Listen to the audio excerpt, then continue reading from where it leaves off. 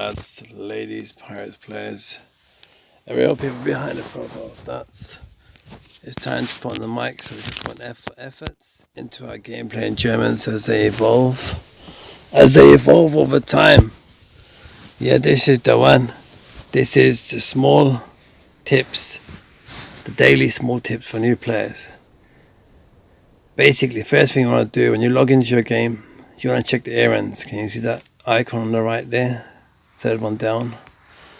Just take out the ones that can't fit in your storages. Take out the smaller errands while you're playing online actively, and leave the longer ones for when you're about to go off. Simple as that. Because I was gone off, I started this one. Is that I'm saying? You can do what you like with your islands. You can do what you like with your gameplay, but you must remember one thing, which is that you need to use the range of your defenses to your advantage. I'm talking to you, Professor. That's the one. Yeah, spotlights on you, sunshines. Basically, everything looks really nice on your island, and I like it. I like the fact that you chose to build your island around the rocky outcrops. It's okay sometimes to take one or two small ones out of the way to help to clear up things, to make them less complicated. It's okay to take this one out because there's probably a way that the troops may be able to walk through it that won't act as a wall. You can check your own replays. If you see that it doesn't act as a wall, get rid of it. You don't have to keep it. However, the larger ones could play a defensive strategy in your favor. Things like having a bunker facing inwards. It could work, especially if you had an opening on this side that welcomes the pirates in. So then you have a nice welcome to smash them up with. It's good that you've used your storages for your central to protect your pirate hall. But over time you realize no matter what, the players that are attacking you will always try to come through and will get to your storages. You've put your mortar here, which is perfect, really nice. But if you were to put this mortar here instead, it'd work far better because the range would not only reach the guild ship, but it'll reach the ship as well. You see what I'm saying? So there's a lot of things that you can do, but when it comes to Pirate Hall 4, 5, 6, I'd ask you to check out videos under the name Smart Seb. It's also another Planet Pirates YouTuber. Did used to do the YouTubing before. And there's another YouTuber by the name Sibeto Gaming. That's Sibeto Gaming. And that's the one. He's done some designs on Pirate Hall 4, 5, 6. And maybe other pirate halls too. But I can only show you what I can show you. Simple as. Use the range of your defenses. That's the main thing. Can you see how you put your cannons out in certain specific places? Can you see this mortar here? You're probably better off pointing out exactly where the missing one is. Can you see that space there right between where I was talking about from the other side? So you kind of create like a balance, like a web, you know? So all sides are equally balanced. You should put your gold mines and grog distilleries outside of the walls, so then you can start to thicken up, double up your walls. It's a good idea to bring your main ship and your guild ship closer together, but remember the most important tip I can give the new players ever is whatever legendary pirate you are willing or going to plan to put within your legendary pirate fort. So for instance, say you put McCracken in there. McCracken would probably give you a buff protecting your gold mines and your storages. And also your shark traps. But basically, once the fort is taken down, now what's protecting this fort? Let's just take a look. What's properly What's properly covering this fort? What defense is covering this fort? So this fort could be taken down by a few gunners that are placed strategically on this side, or right at the edge over here next to the rocky outcrop. This fort, once this goes down, so does the percentage for this gold mine, so does the percentage for this protecting this gold mine, so does the percentage for this grog distillery, so does it for this. You see what I'm saying?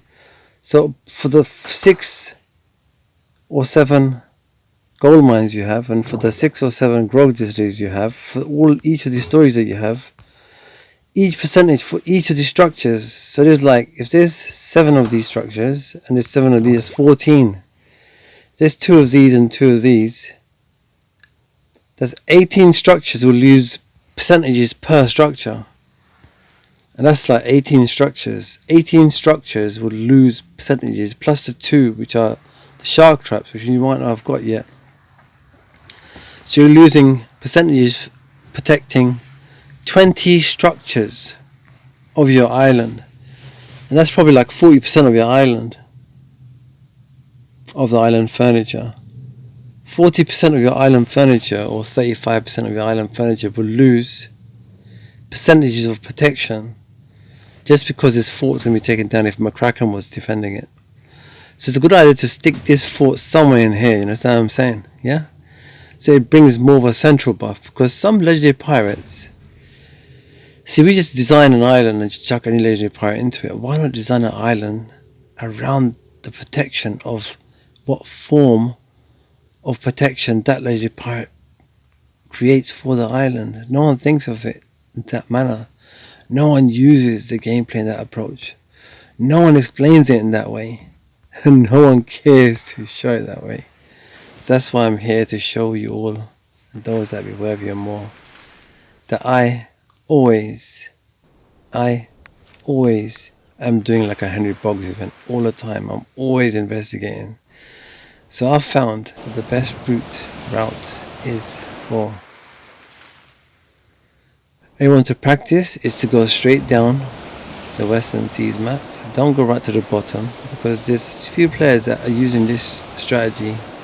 It's working really well for them, and they choose not to pass the information on. Well, not to me anyway.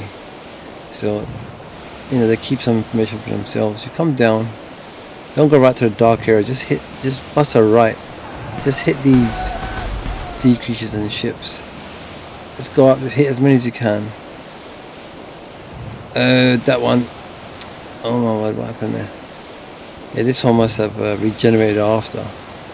Yeah, I must have hit it earlier. So basically, you just want to come up and just end up here somewhere. And that's about 1 day and 23 hours. It's a good route. This will give you anything between 11,000 and 16,000 tokens, event tokens. So keep practicing this type of route. Yeah, and just keep taking out the squares. Once you've done your first route on your Henry Boggs, then after you can take out the squares, and they will just give you bonus event tokens. But ultimately, what I've done is my own approach. I've done something else, but when it comes to you all out there that are playing the game, because at the moment I'm trying to help support players across the game. I'm trying to keep an eye over of having to keep an eye over more than 2 guilds. So I'd like to thank Mary Reed that came over to help Canada's perks yesterday. I can't do any justice by showing exactly who Mary Reed is, but that player came over yesterday, and I noticed one of the perks had gone up, so I realized that that player had helped towards the perk at that time. So I'd like to appreciate and just say your name and let you know that I'm thankful towards your help. I'm grateful for what you've done. What you did was very generous. You came over, you saw that the perk needed funding. Mary Reed, yeah.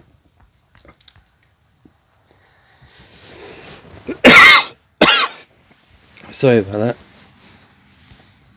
Yeah, so can you see what's happened here? This is perfect example.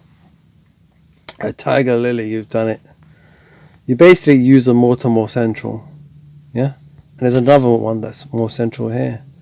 And that's a good idea, it's a good concept because you're covering most of the area. And then you allow your cannon to cover the edges. But this cannon can come inside a bit more, and this you can put your bigger structures outside of your walls because you won't have enough walls of that. And this, as I said, like, it's better to put the leisure fort a bit more central to your island, somewhere here, somewhere inside. So the protection that you give to this will all benefit the rest of your island.